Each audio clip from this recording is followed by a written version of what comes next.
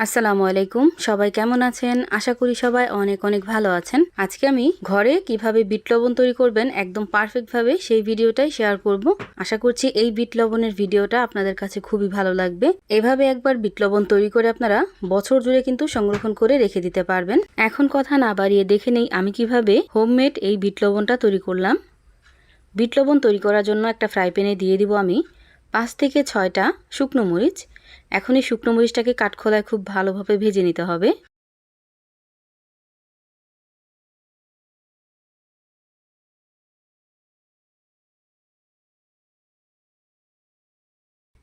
শুকনো মরিচটা খুব ভালোভাবে ভাজা হয়ে গেলে এখানে আমি দিয়ে দিব 4 চা চামচ পরিমাণ ধনিয়া, আস্ত ধনিয়া।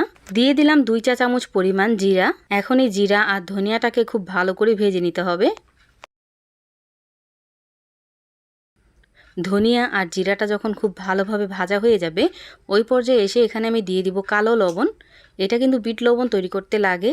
এটা আপনারা যে কোনো মুদির দোকানে গিয়ে বললেই হবে যে কালো লবণ দেন, বিট লবণ তৈরি করব, তাহলে দিয়ে দিবে। আর সম পরিমাণ দিয়ে দিলাম আমরা রেগুলার যে লবণটা খাই ওই লবণ। এখন সব কিছু খুব ভালো করে একটু ভেজে নিতে হবে। যেহেতু এখানে লবণ দেওয়া আছে এই জন্য বেশিক্ষণ ভাজার কোনো প্রয়োজন নেই।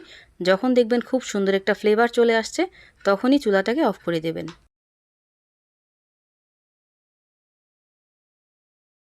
আর অবশ্যই এখানে ঝালের পরিমাণটা আপনারা বাড়িয়ে খেতে চাইলে ঝালটা আর একটু বাড়িয়ে দিবেন।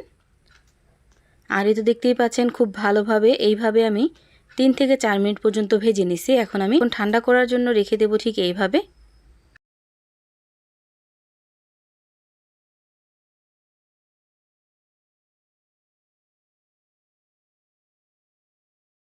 আর এই তো দেখতেই পাচ্ছেন খুব ভালোভাবে ঠান্ডা হয়ে গেছে। এখন আমি একটা ব্লেন্ডার জগে নিয়ে খুব ভালোভাবে মিহি পেস্ট করে ব্লেন্ড করে নেব।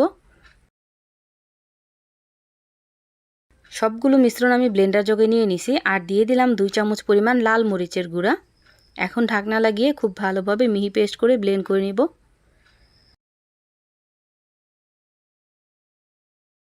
এই তো দেখতেই পাচ্ছেন খুব ভালোভাবে আমি মিহি পেস্ট করে ব্লেন্ড করে নিছি। আপনারা চাইলে এই পর্যায়ে এসে ছাঁকনির সাহায্যে ছেঁকে আবার 2বার খুব ভালোভাবে ব্লেন্ড করে নিতে পারেন। তৈরি হয়ে গেল হোমমেড বিট লবণ। এভাবে আপনারা চাইলে বিট লবণ তৈরি করে বছর জুড়ে সংরক্ষণ করে রেখে দিতে পারবেন।